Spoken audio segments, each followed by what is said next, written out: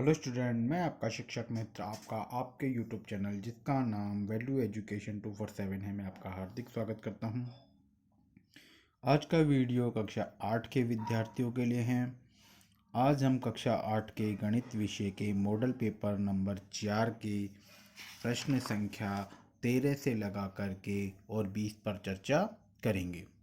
इससे पहले के वीडियो में हम जो है सभी मॉडल पेपरों के 1 से 12 तक के प्रश्नों पर चर्चा कर चुके हैं और इसके साथ में हम 2 मॉडल पेपरों के 13 से 22 प्रश्नों पर भी चर्चा कर चुके हैं। अगर वो वीडियो अभी तक आपने नहीं देखे हैं तो चैनल को सब्सक्राइब करें और बेल आइकन का बटन दबा करके सभी वीडियो देखने के लिए जो है इस वीडियो को देखें। आइए चर्चा करते हैं हमारे खंड एक का जो लघुत्रात्मक प्रश्न है, उसमें 13वां प्रश्न है, निम्नलिखित कथनों को पढ़कर सत्य और असत्य में से उपयुक्त पर सही का चिन्ह अंकित कीजिए। सबसे पहले देखिए, ब्रैकेट के अंदर दो संख्या है 2 गुणा 4 और ब्रैकेट के ऊपर 2 है, घात 2 है। क्या इसका सरल रूप 2 की घात 2 बटा 4 की घात 2 होगा क्या? देखिए यहाँ चिन्ह गुणा का है तो यहाँ भी चिन्ह गुणा का ही आएगा। भाई हो सकता है भाई अलग अलग करके लिखेंगे तो भाई ये जो घात है ये दोनों पर लागू होती है, ये बात सही है कि जो घात है वो दोनों पर लागू होती है।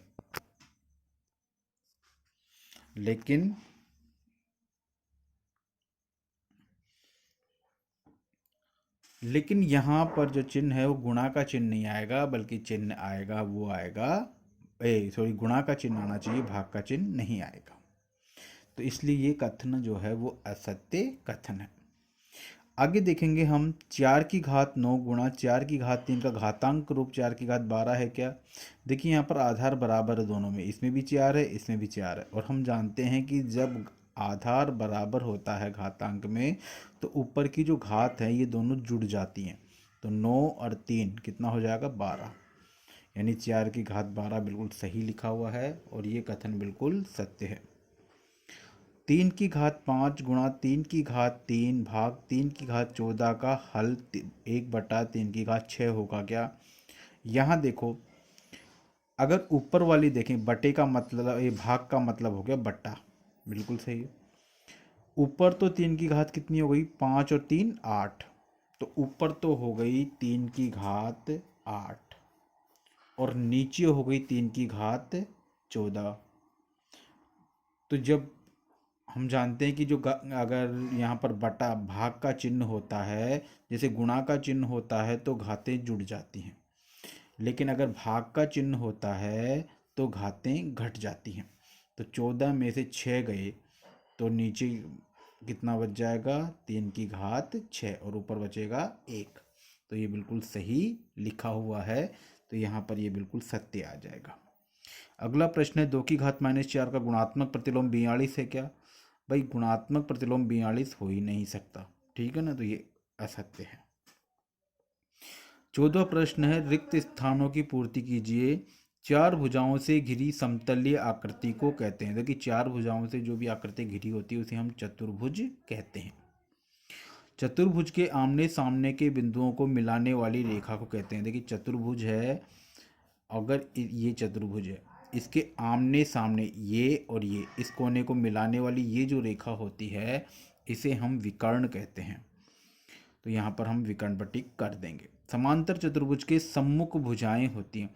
देखिए समांतर चतुर्भुज इस तरीके से बनता है, यहाँ मैं चित्र बना के बताता हूँ। ये समांतर चतुर्भुज, तो इसकी आमने सामने की भुजा ये भुजा और ये भुजा बराबर होती है, इसी प्रकार से ये भुजा और ये भुजा भी क्या होती है? बराबर होती है। तो जो सम्मुख भुजाएं होती हैं वो बराबर होती हैं। वर्ग के चारों कोणों की माप होती है। देखिए वर्ग जो होता है वो बिल्कुल एक चौकोर डिब्बा होता है इस तरीके से, और इसकी जो चारों कोण होते हैं ये वाला और ये वाला, ये सभी 90 डिग्री के होते हैं। तो वर्ग के चारों कोणों की माप 90 डिग्री होती है। अगला प्रश्न है, खंड ए का खंड ब से मिलान कीजिए।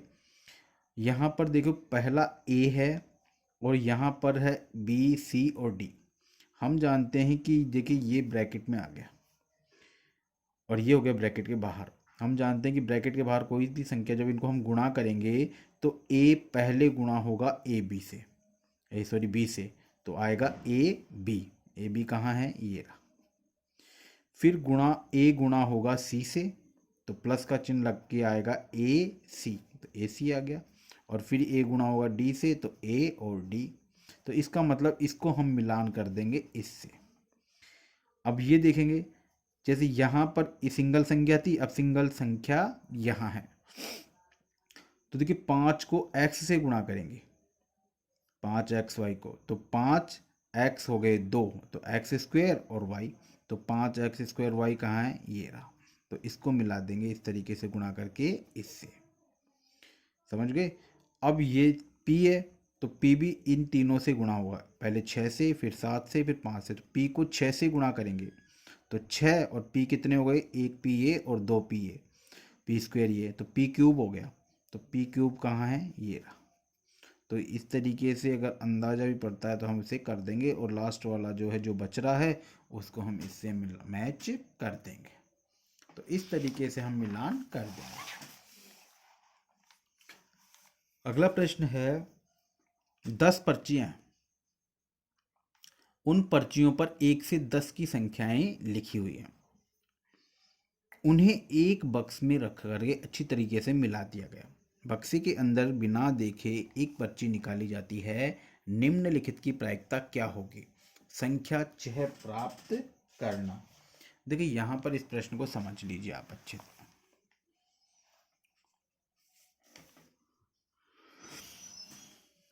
देखिए ये पर्चियां हैं, ये बक्से में रखी हुई है, 1 की, 2 की, 3 की, 4 की, 5 की, 6 की, 7 की, ये 10 तक की पर्चियां लिखी हुई हैं।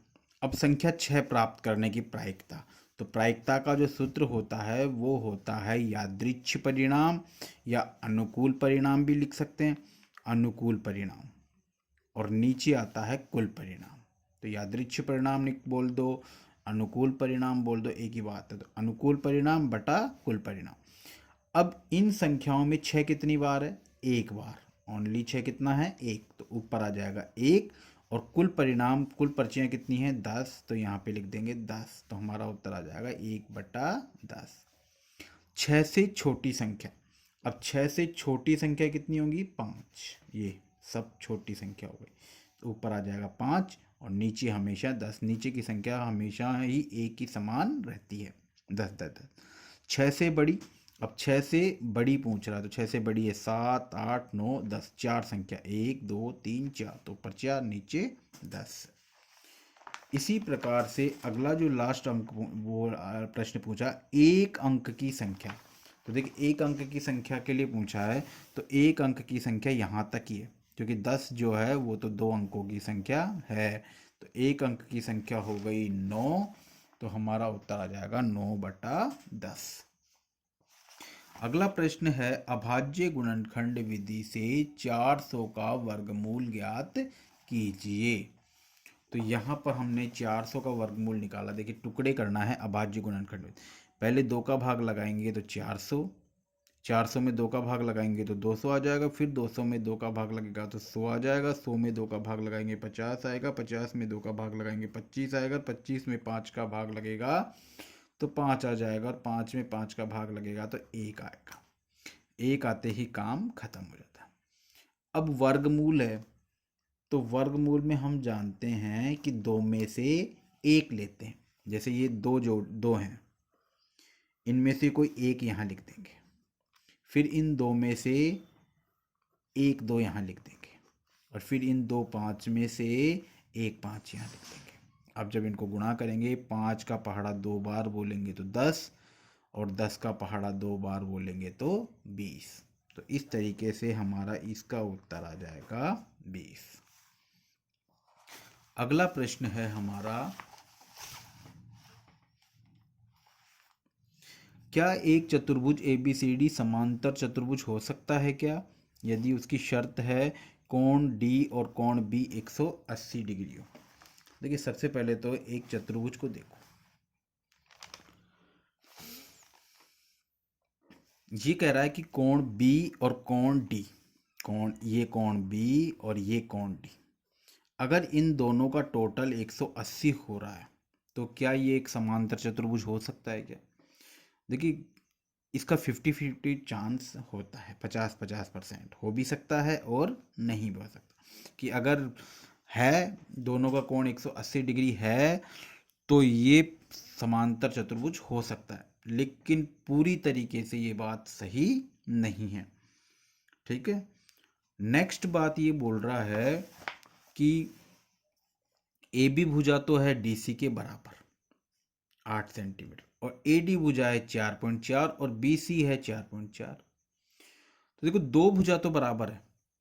यहाँ पर देखो इसने ये कहा है कि AB भुजा और CD भुजा, AB ये रही और CD ये रही, ये दोनों भुजाएं तो 8 की है, ये भी 8 की है और ये भी 8 की है, यानी दोनों बराबर है। ठीक है, AD भुजा उसने बताई 4 और BC भुजा उसने बता दी 4.4। समांतर चतुर्भुज का के लिए शर्त यह है कि आमने सामने की भुजा बराबर होनी चाहिए। तो ये तो बराबर है, ये तो शर्त पूरी कर रहा है, लेकिन ये दोनों बराबर नहीं है। ये समांतर चतुर्भुज तभी होता जब ये भी 4 और ये भी 4 होते। तो इसका मतलब इसने शर्त पूरी नहीं करी, इसलिए ये एक समांतर चतुर्भुज नहीं है। अगला प्रश्न है, यदि चमेली के पास अपने धन का 75% खर्च करने के बाद 600 रुपये बचे तो ज्ञात कीजिए कि उसके पास शुरू में कितने पैसे थे। अगर आपने मेरे पुराने वीडियो देखे हैं तो ये प्रश्न आपके लिए करना बहुत ही आसान है, इसको आप बहुत ही आसान तरीके से कर सकते हो। देखो सबसे पहले प्रश्न भी देखेंगे और वापस से इस चीज़ को समझेंगे। सबसे पहले हमने लिख दिया, देखिए तरीका जो यही है, जब हम तरीके से कोई प्रश्न करते हैं तो एग्जामिनर खुश हो जाता है और हमें पूरे मार्क्स देता है। यहाँ पर सबसे पहले हम लिखते हैं प्रश्न में दिया हुआ है। क्या दिया हुआ है इस प्रश्न में? देखिए एक तो मान ये बताया है और एक मान ये बताया है। ये 75 क्या है भाई? ये 75 है खर्च राशि। ठीक है, यानी चमेली अपने धन का 75% खर्च कर रहा है, यानी कि खर्च यहाँ हम लिख देंगे खर्च राशि का प्रतिशत कितना है? 75%। ठीक है, 600 क्या है भाई? 600 है खर्च करने के बाद में जो पैसे बचे ना वो। तो 600 क्या है? खर्च करने के बाद शेष राशि या बची हुई राशि है 600। अच्छा, ज्ञात क्या करवा रहा है? यहाँ लिखेंगे ज्ञात करना है, ज्ञात करना है। अब ज्ञात क्या करना है कि उसके पास में शुरू में कितने रुपए थे, मतलब कुल रुपए ज्ञात करने हैं। तो जब भी हमें हमसे कुल पूछता है वो, यानी वो कुल फाइंड आउट करवाता है, तो हमारा सीधा सा गणित है 100 ऊपर आएगा और ये जो प्रतिशत की राशि है यहाँ की ये नीचे आ जाएगी। और ये राशि हमेशा, जो भी राशि रहती है ये हमेशा गुणा में जाती है हर सवाल में। अगर कुल पहले ही वो हमें बता देता है, जैसे वो हमें शुरू में बता देता है कि कुल राशि हमारी 100 है, 500 है, यानी कुल राशि वो शुरू में हमें बता के चलता है, तो 100 नीचे आता है। ये हमेशा ध्यान रखो, तो आपके लिए सवाल करना बहुत ही आसान हो जाएगा। ठीक है, मेरी थोड़ी स्पीड जो है थोड़ी स्लो रखता हूँ मैं, ताकि बच्चा आसानी से समझ जाए। आगे बात समझ में? तो यहाँ पर 100 ऊपर आएगा, 75 नीचे आएगा, 600 गुणा में जाएगा। अब जब इसको काटेंगे 25 के पहाड़े से काट लेंगे। देखिए 100 ऊपर है, 75 नीचे है, 600 यहाँ है। 25 के पहाड़े से काटो, 25 के पहाड़े में 75 आता है 3 बार में और 25 के पहाड़े में 100 आता है 4 बार में। अब यहाँ पर आ गया हमारे पास में क्या? 4/3, 4 ऊपर 3 नीचे और गुणा में गया 600। 3 के पहाड़े से 600 को काटेंगे, तो 3 के पहाड़े से 600 को काटेंगे तो 200 आ जाएगा और 200 को 4 से गुणा करेंगे तो क्या आ जाएगा? 800। इस तरीके से जो है ये हमारा सवाल हो जाता है कि यहाँ पर ये 800 आ जाएगा। अगला प्रश्न है 20वां प्रश्न, हम देखेंगे कि क्या कह रहा है। यदि एक मोटे कागज की 12 शीट है और उनका भार है 40 ग्राम, तो ऐसे ही कागज की कितनी शीटों का भार 2.5 किलोग्राम होगा? देखो इसको दो तरीके हैं इसको करने के, दोनों तरीके मैं आपको बता देता हूँ, जो भी तरीका आपको अच्छा लगे आप उसे कर सकते हो। देखो सबसे पहले हम यहाँ लिख देंगे शीटों की संख्या और दूसरी तरफ जो चीज़ है वो है भार। सबसे पहले उसने हमें बताया शीट थी 12 और उनका भार था 40, तो इनको बिल्कुल सामने लिख लेंगे, 12 शीट, भार था 40। नेक्स्ट वो बोलता है कितनी शीटें, मतलब उसने हमें शीटों की संख्या नहीं बताई, तो यहाँ लिख देंगे x, और उस इन शीटों का कितनी भी शीट थी उनका भार उसने बता दिया हमें 2.5 किलो। तो 2.5 किलो के अंदर जो है देखो 1 किलो में होते हैं 1000 ग्राम, 1 किलो में 1000 ग्राम, तो 2.5 किलो में कितना हो गया, देखिए 2 किलो में तो हो गया 2000, और ये जो आधा किलो होता है इसमें हो गया 500, तो 2.5 किलो में टोटल हो गया 2500। ठीक है, अब यहाँ पर हम जो हैं अब इनको जमा लेंगे। जमाएंगे कैसे, पहले इन दोनों को जमाएंगे, 12 और x, 12 अनुपात x, ये फिर समानुपात 4 बिंदु, और फिर इन दोनों को लिख लेंगे 40 अनुपात 2500। अब जो किनारों पे जो संख्याएं हैं पहले उन दोनों को गुणा करेंगे और उसको इधर लिख लेंगे 12 गुणा 2500, और जो बीच की संख्याएं उनको भी इधर गुणा करके लिख देंगे। ठीक है, और फिर इसके पश्चात जो है इसको सॉल्व कर लेंगे। x बराबर 12 गुणा 2500 बटा 40, तो x का मान आ गया हमारे पास में 750। ये हमारा एक तरीका है। दूसरा जो तरीका है वो कैसे है हमारा, कि सबसे पहले हम जो हैं शीटों की संख्या लिख लेंगे। इस तरीके से एक टेबल बना लेंगे और इसमें ऊपर लिख, दो चीज़ें दे रखी है, शीटों की संख्या ऊपर, वजन उनका नीचे। शीटों की संख्या थी 12 और x, क्योंकि दूसरी नंबर की जो शीट थी उनकी संख्या उसने हमें नहीं बताई, तो पहली जो शीट थी वो थी 12, दूसरी शीटों की संख्या हमें पता नहीं, तो यहाँ लिख देंगे x। इसी प्रकार से 12 शीटों का वजन 40 था, तो 12 के नीचे लिख देंगे 40, लेकिन और x जो शीटें थी जिनकी सीट संख्या हमें नहीं बताई है उनका वजन था 2500 ग्राम। अब यहाँ पर क्या करेंगे, इन दोनों को बटे में लिख लेंगे 12 बटा 40, और इन दोनों को भी बटे में लिख लेंगे x बटा 2500। हम जानते हैं कि जब बराबर का चिन्ह बीच में होता है तो वज्र गुणा होता है, यानी ये तो गुणा होगा इससे, ये लिख दिया हमने यहाँ पे, और 40 गुणा होगा x से, तो ये लिख दिया हमने इधर, क्योंकि x की जो संख्याएं आती हैं वो LHS में लेफ्ट हैंड साइड में आती हैं। अब यहाँ x यहाँ रह जाएगा और ये 40 बट्टे में आ जाएगा, और जब हम 40 का भाग देंगे इसमें सॉल्व करेंगे, गुणा करेंगे, तो 750 जो शीट आ जाएंगी हमारी। इस तरीके से आज के वीडियो में हमने 20 प्रश्नों पर चर्चा की है।